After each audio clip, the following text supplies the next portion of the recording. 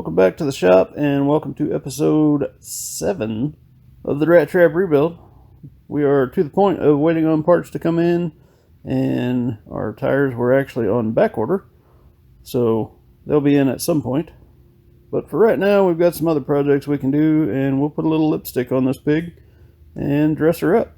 So right now we've got the exhaust pulled back off of the bike, and we're going to dress up those head pipes a little bit, and we've got some mid-pipe extensions and some new mufflers to drop on this guy. So we'll get that going. Let's go. And fast forward just a little bit. We've got the mid-pipes welded on, the headers wrapped, and they are wet wrapped because that's the way I prefer to do them. And the muffler's kind of dummied in place for right now. We're going to run through the first heat cycle, bake on the wrap, and then we're going to spray it with some sealer. And we'll run them again, get them all sealed in hard like a cast, and we'll be good to go. You guys got to check out this exhaust note though.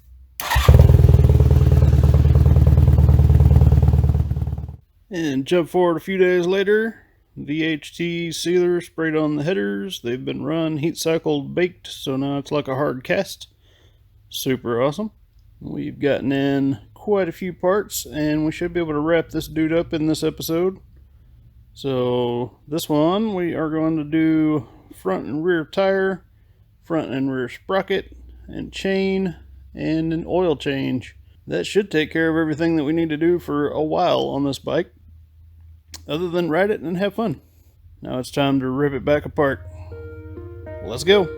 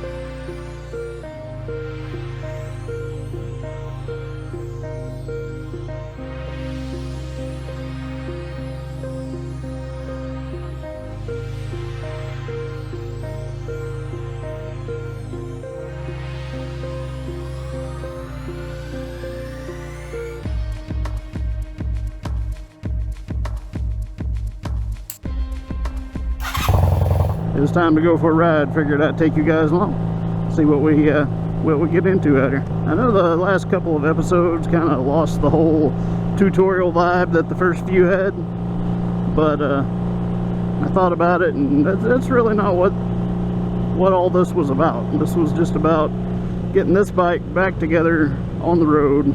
I changed it up a little bit from kind of the tutorial thing that I had going on to more of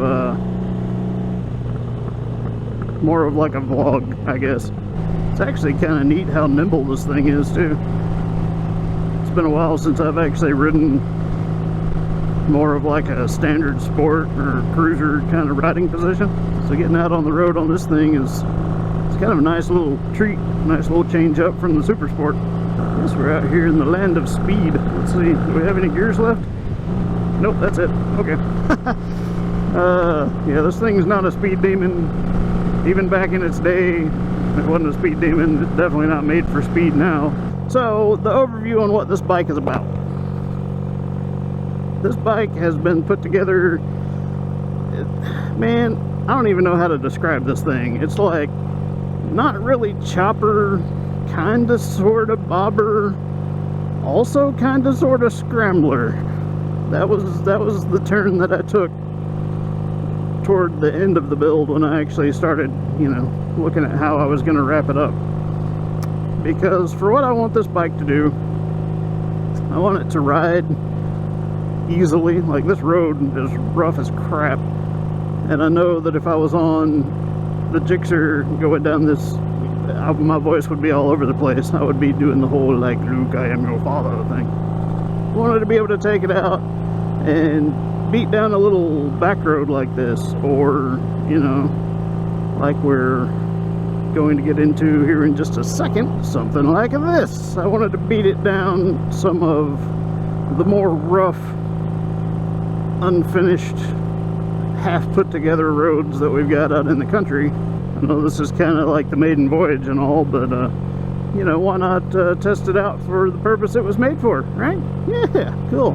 So we're gonna follow this down, because I know that once we get down here toward the end, we're gonna have a choice of left or right. Neither one's good for like a regular motorcycle. That's where this beast should come in handy. We're about to find out. So this is where like the half scrambler thing comes in. I've got to say, this is actually going surprisingly well. I don't feel the walk. Run, squirrel, run! I don't feel the walk that you normally get with like a street tire getting out onto something like this, you know? So getting out on gravel and messing around is, I don't know, dude. This is neat. Going down a little dirt road, why not?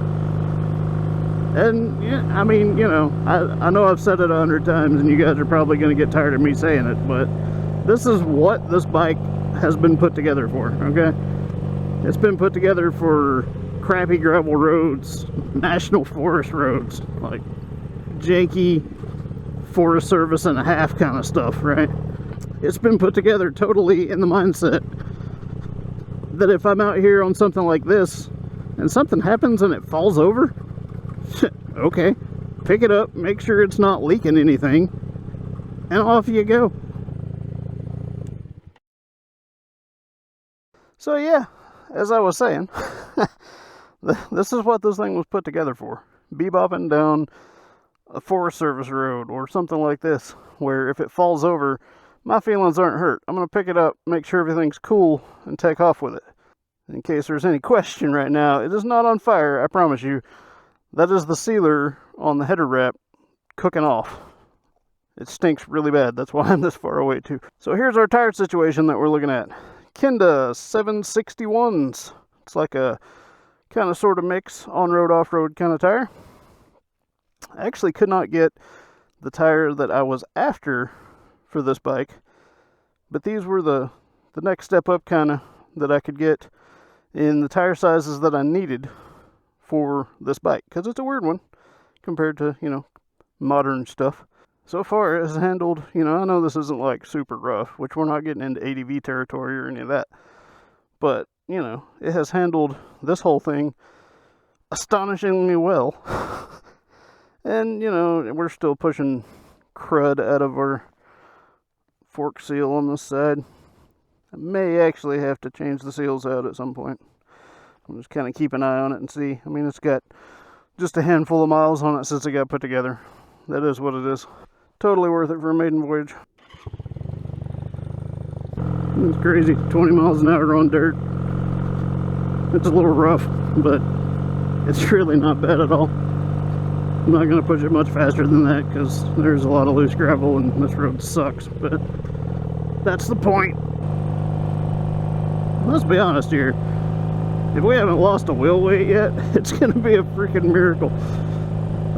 This road was rough as crap, but we're on the way back out.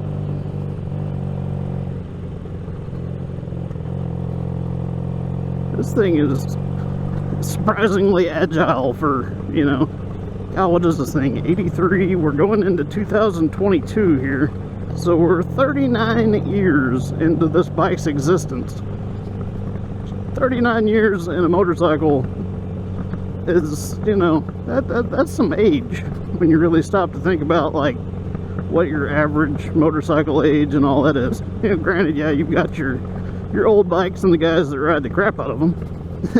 Me, dude, if it's got a motor and 2 wheels or more, I'm down. I'm not about to ride a unicycle though. Sorry, that's not happening. This is so cool. Any of you guys that have watched this thing like beginning to end, all these episodes and gotten here, I know most of you can probably relate if you've actually been interested in this.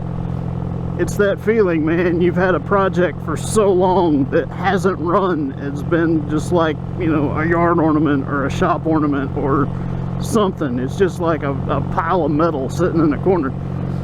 And you devote your time and you know, granted, yeah, some money.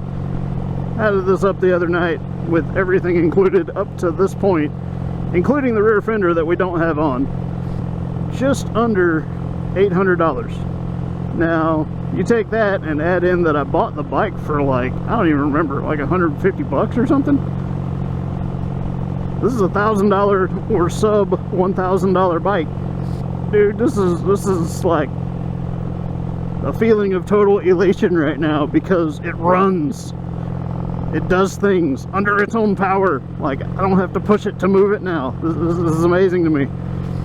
So, I'm sure you can probably understand that feeling if you watched all this, because chances are you're some kind of mechanical kind of person.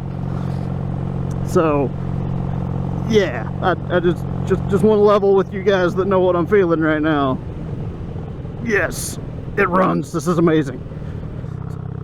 But yeah, I mean, aside from some of the quirks it's got and some things that we need to work on just kind of passively in the future, I think this is a wrap on Rat Trap Rebuild, man. She's rebuilt for the most part. The rest of it's tinkering and customizing and that kind of thing. So, once again, I really appreciate any of you guys that have watched the whole thing. If you haven't watched the whole thing and you're interested, check out the videos over here for the playlist on building this thing, and whatever random video that is over there. Smack the button in the middle to subscribe, and we'll catch you next time. Stay safe, stay sane. Peace.